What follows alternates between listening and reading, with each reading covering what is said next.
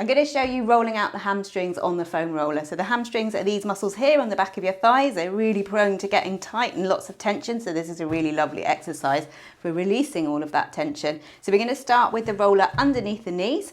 We're going to relax one leg down onto the foam roller and have the other one bent up out of the way. Hands come behind you. Just get yourself in a good position where you can lift your bottom up, and then you're going to start moving up and down, just rolling along the length of the foam roller.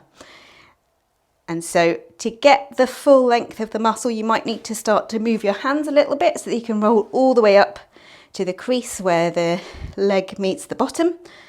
And that will get the whole length of the thigh rolling along the roller.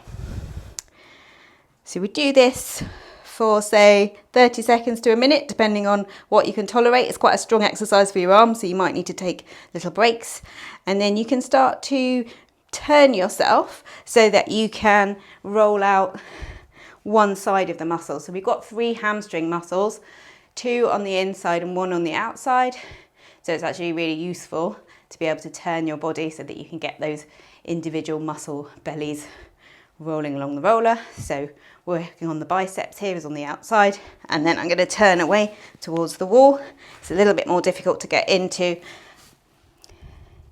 but you're able to roll into the other 2 hamstrings from here.